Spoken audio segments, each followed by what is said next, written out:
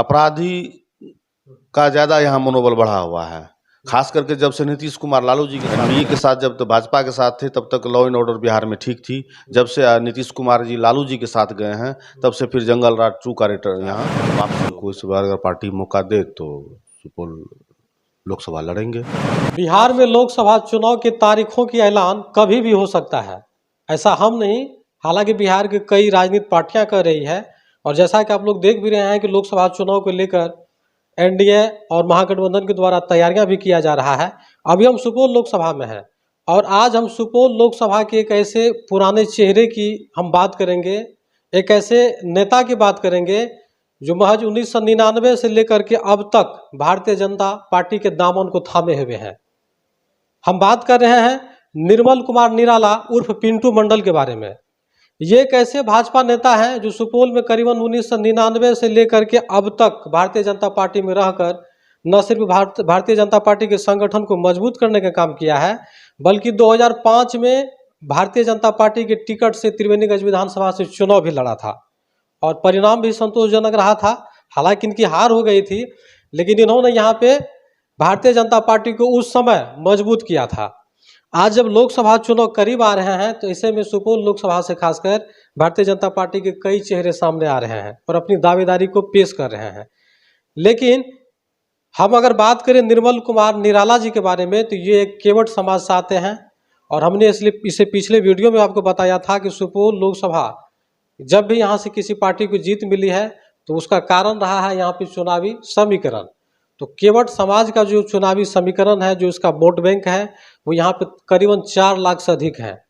और ऐसा भी जानकारी में मिल रहा है कि निर्मल कुमार निराला जी जो इस बार सुपौल लोकसभा के प्रत्याशी हो सकते हैं।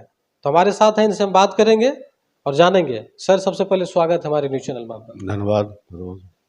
तो जानकारी में आ रहा है कि इस बार निर्मल कुमार भारती उर्फ पिंटू मंडल जी सुपौल लोकसभा से चुनाव लड़ने की तैयारी कर रहे हैं, क्या कहना चाहेंगे?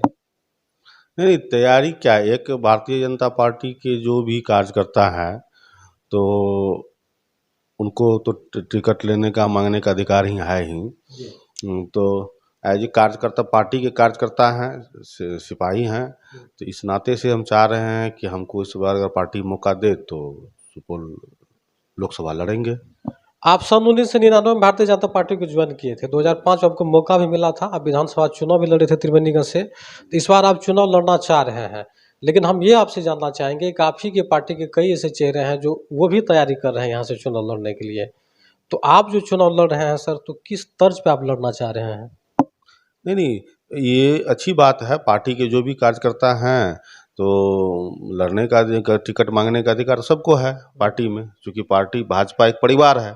परिवार में अपनी बात रखने का सबको अधिकार है, इसमें कोई दिक्कत नहीं। हम भी अपनी बात को पार्टी में, अपने परिवार में रख रहे हैं कि हमें एक मौका दिया जाए।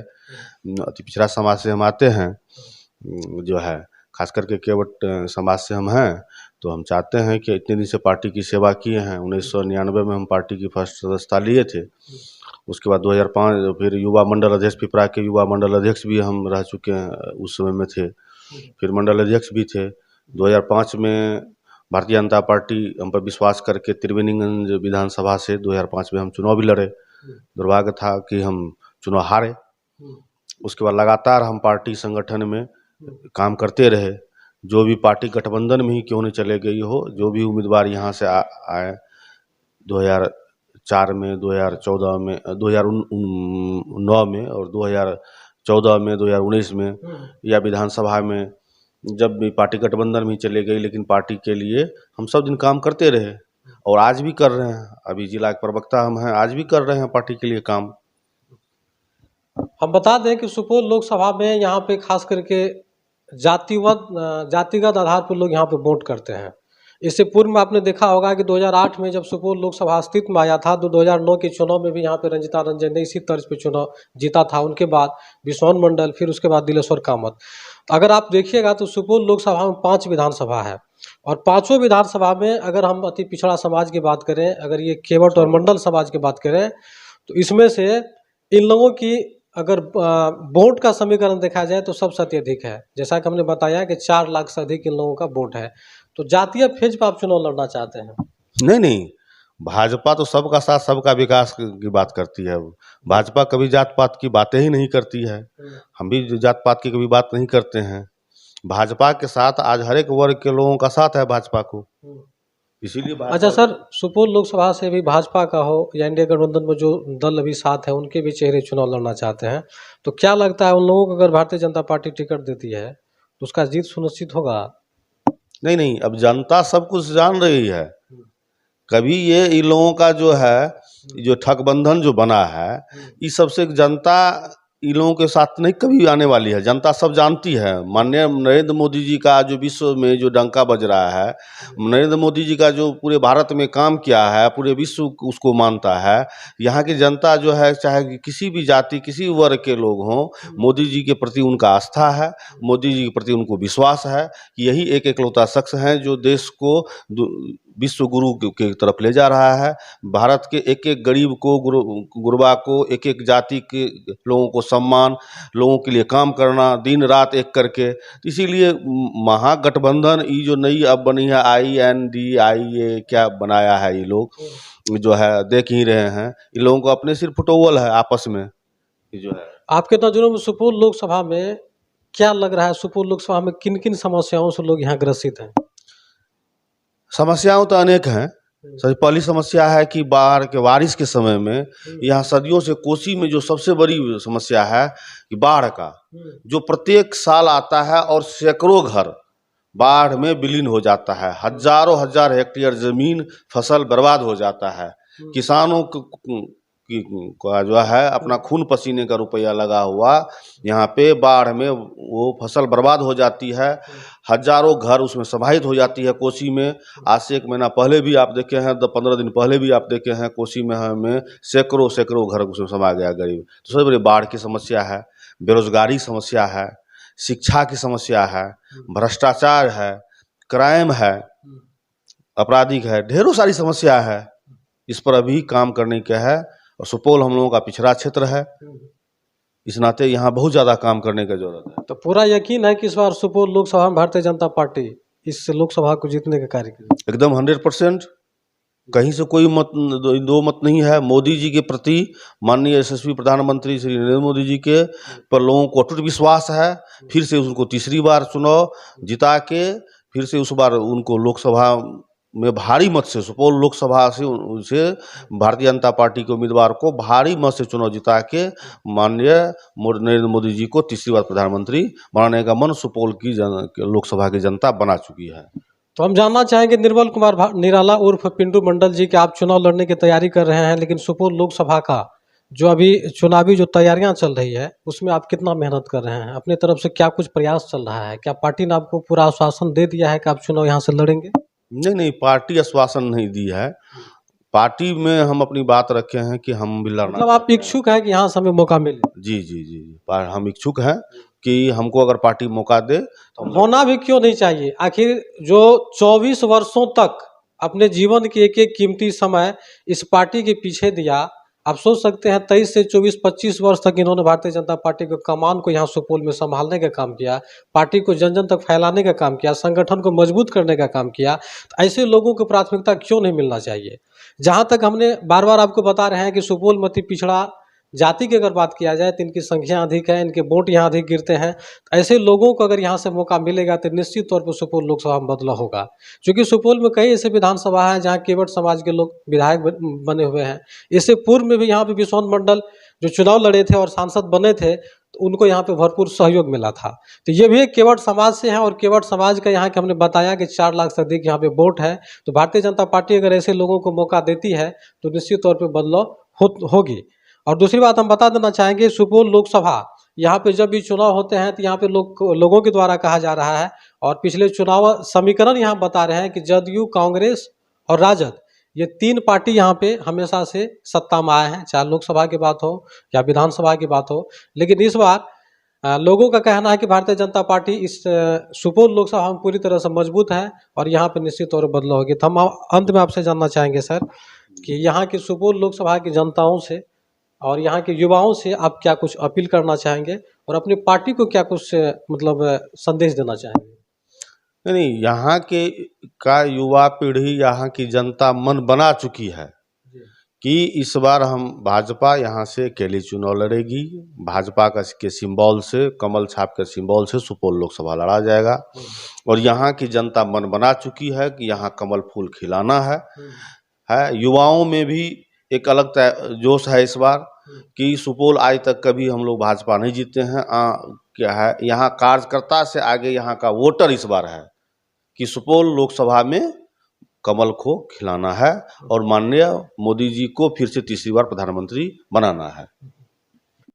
तो हम आपसे जानना चाहेंगे पिंटू मंडल जी की 25 वर्ष जो आपने भारतीय जनता पार्टी में तपस्या किया है सुपौल लोकसभा में, तो क्या पार्टी इस बार आपको मौका देगी? ये हम अपनी बात पार्टी में रखे हैं कि हमको मौका दिया जाए लोकसभा लड़ने का, तो पार्टी ऐसे जो निर्णय करे। आप किस समाज से आते हैं? हम केवट समाज से हैं। केवट समाज का सुपौल लोकसभा में कितना वोट है?